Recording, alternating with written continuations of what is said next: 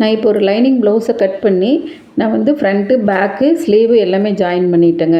இப்போ sleeve join பண்ணும்போது நம்ம என்னென்ன கவனிக்க வேணும், அப்புறம் நம்ம அந்த சைடு ஜாயின் பண்ணும்போது என்னென்ன கவனிக்க வேணும் அப்படிங்கிறத நம்ம இந்த வீடியோவில் பார்க்கலாங்க. Welcome all to city women stitches channel. ஒரு ப்ளவுஸ் தைக்கிறோம் அப்படின்னா அது நீட்டாக வரணும்னு சொன்னால் நம்ம நிறைய விஷயங்களை பார்த்து தைக்கணுங்க. இந்த மாதிரி எல்லாம் தைச்சி கொடுத்தா தான் கஸ்டமர் வந்து நம்மக்கிட்ட திரும்பி ப்ளவுஸ் கொடுக்க வருவாங்க. நம்ம அந்த ப்ளவுஸில் என்ன மாதிரியெல்லாம் பார்த்து நீட்டாக தைக்கணும் அப்படிங்கிறத பார்க்கலாம். வாங்க வீடியோக்குள்ளே போகலாம்.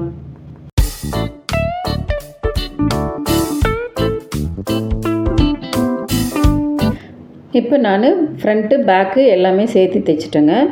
நம்ம வந்து சைடில் ஜாயின் பண்ணணும். சைடில் ஜாயின் பண்ணுறதுக்கு நம்ம முதல்ல அளவு எடுத்துக்கலாம். இந்த கொக்கி பக்கம் அளவு எடுத்துக்கலாங்க. நான் அளவு ப்ளவுஸில் கொக்கி பக்கம் எடுத்துட்டேன்.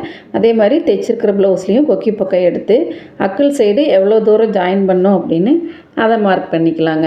இப்போ நான் அதை மார்க் பண்ணிட்டேன். அடுத்தது கை சுற்றளவு எவ்வளோ தூரம்னு சொல்லிவிட்டு அதை நம்ம மார்க் பண்ணிக்கலாம். இடுப்பு சுற்றளவும் மார்க் பண்ணணும். அதையும் மார்க் பண்ணிவிட்டேன் நான். இப்போ கை சுற்றளவு, ஏன்னா நம்ம இப்போ சைடில் தான் ஜாயின் பண்ண போகிறோம். அதனால் இப்போ கை சுற்றளவு எவ்வளோ தூரம்னு சொல்லி அதை மார்க் பண்ணிக்கலாங்க. இப்போ மார்க் பண்ணிவிட்டு நம்ம அந்த சைடில் ஜாயின் பண்ணும்போது தான் நம்ம என்னென்னவெல்லாம் இப்போ கவனிச்சுக்கணும் அப்படின்னு சொல்லிட்டு பார்க்க போகிறோம். இப்போ பாருங்கள், இப்போ சைடில் ஜாயின் பண்ண போகிறோங்களா.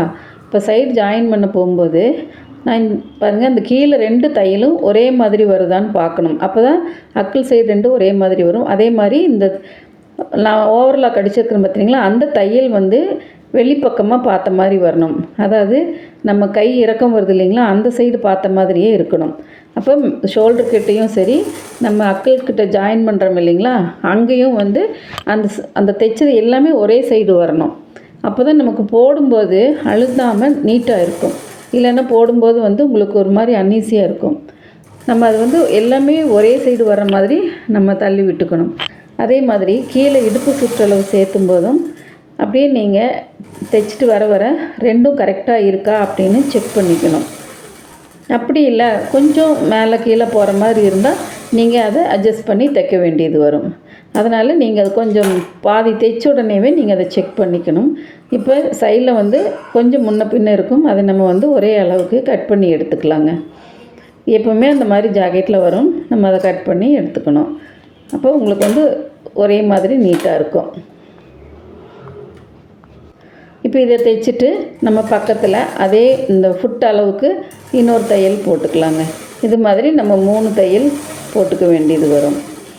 இது தைக்கும்போதும் அப்படியே ஸ்லோவாக நிறுத்தி தைச்சிட்டு வரணும்.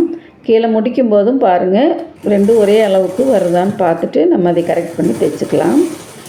இப்போ நான் 2 தையல் போட்டாச்சுங்க. அடுத்தது 3வது தையலும் போட்டுக்கலாம்.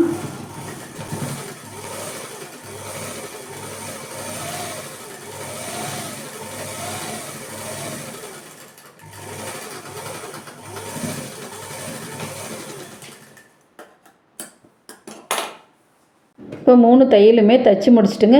பின்பக்கமும் திருப்பி பார்த்துக்கலாம், தையலெல்லாம் நீட்டாக விழுந்திருக்கா அப்படின்னு சொல்லிட்டு செக் பண்ணிவிட்டு இப்போ லூப் சைடு எடுத்து அதே மாதிரியே நம்ம அக்கிள் சைடு வரைக்கும் மார்க் பண்ணிக்கலாங்க. லூப் பக்கம் இருந்து அக்கிள் சைடு வரைக்கும் எவ்வளோ தூரம் தைக்கணும்னு மார்க் பண்ணிக்கலாம். இப்போ சாக் எடுத்து அங்கே ஒரு மார்க் பண்ணிக்கலாம். அதே மாதிரியே கை சுற்றளவு நம்ம இப்போ ஃபஸ்ட்டு ஒரு கை தைச்சோம் இல்லைங்களா, அந்த ஃபஸ்ட்டு தைச்ச கையோட அளவே எடுத்துக்கலாம். இப்போ நம்ம கை ஜாயின் பண்ணோம் இல்லைங்களா, அந்த பிசுறு இருந்துச்சுன்னா அந்த நூலெல்லாம் கட் பண்ணி எடுத்துகிட்டு ஏற்கனவே இன்னொரு கை தைச்சிருக்குறோம், அப்போ அந்த அளவே எடுத்து நம்ம மார்க் பண்ணிக்கலாம். முதல்ல தைச்ச கை சுற்றளவே எடுத்து இன்னொரு கை மார்க் பண்ணிவிட்டு இப்போ சைடு ஜாயின் பண்ணிக்கலாம். சைடு ஜாயின் பண்ணும்போதும் இந்த அக்கிள் சைடு 2 தையலும் ஒரே மாதிரி வருதான்னு பார்த்துட்டு நம்ம அந்த ஷோல்டர்கிட்டையும் அக்கிள்கிட்டையும் அந்த கை ஜாயின் பண்ண தையல் 2 ஒரே சைடு நம்ம நகர்த்தி விட்டுட்டு அப்புறமா நம்ம இடுப்பு சுற்றளவை ஜாயின் பண்ணணுங்க. அங்கேயும் தையல் கரெக்டாக வருதான்னு செக் பண்ணிக்கலாம். கொஞ்சம் மேலே கீழே வரும்போது நம்ம அதை எடுத்துட்டு அக்கிள் சைடு கொஞ்சம் அட்ஜஸ்ட் பண்ணி தைச்சிக்கணும். இப்போ நான் ஒரு தையல் மட்டும் போட்டுட்டு இடுப்பு சுற்றளவு செக் பண்ணிக்கிறேங்க. அப்போ இடுப்பு சுற்றளவு கரெக்டாக வந்துச்சுன்னா நம்ம இன்னும் 2 தையல் எக்ஸ்ட்ரா போட்டுக்கலாம். அப்படி இல்லைன்னா நம்ம அந்த கைக்கிட்ட இன்னொரு தையல் போடணும் இல்லைங்களா, அப்போ பிரிச்சுட்டு தைக்கிறதுக்காக நமக்கு இந்த மாதிரி ஒரு தையலோடு நம்ம விட்டுட்டு இதை அளந்து பார்த்துக்கலாம். இப்போ இடுப்பு சுற்றளவு வந்து சும்மா ஒரு 1/2 இன்ச்சு மட்டும் அதிகமாக இருக்குதுங்க. அதனால் நான் வந்து இந்த சைடில் இடுப்பு சுற்றளவுக்கிட்ட சின்னதாக ஒரு டக் பிடிச்சிக்கிறேங்க. நம்ம அந்த சைடில் சேர்த்து தைச்சோம் இல்லைங்களா, அந்த இடத்துக்கே நான் கூட இன்னொரு தையல் லைட்டாக ஒரு 1/4 இன்ச் அளவுக்கு பிடிச்சி தைச்சிக்கிறேன். இனி அளந்து பார்க்கும்போது உங்களுக்கு வந்து அளவு ப்ளவுஸில் இருக்கிற அளவுக்கே கரெக்டாக வரும். அதனால் நம்ம ஒரு தையல் போட்டு அளந்து பார்த்துட்டு இந்த எக்ஸ்ட்ரா வர பிசுறு துணிகளையெல்லாம் கட் பண்ணி எடுத்துக்கலாங்க. கட் பண்ணி எடுத்துகிட்டு நம்ம ஓவர்லாக் பண்ணிக்கணும். நம்ம ஒரு ப்ளவுஸ் தைக்கிறோம் அப்படின்னு சொன்னால் இந்த மாதிரி விஷயங்களையெல்லாம் நுணுக்கமாக கவனித்து தைக்கணுங்க. இப்போ பார்த்திங்களா, அக்கல் சைடு ரெண்டுமே கரெக்டாக வருது தையல். இல்லைன்னா ஒரு தையல் மேலே கீழே வரும். நம்ம கை தூக்கும்போது அது வெளியிலேருந்து பார்க்குறவங்களுக்கு அசிங்கமாக இருக்கும். அதனால் பாருங்கள், இந்த சைடுமே இப்போ 4 கிராஸ் அப்படியே கரெக்டாக வரும் உங்களுக்கு. அவ்வளோதாங்க.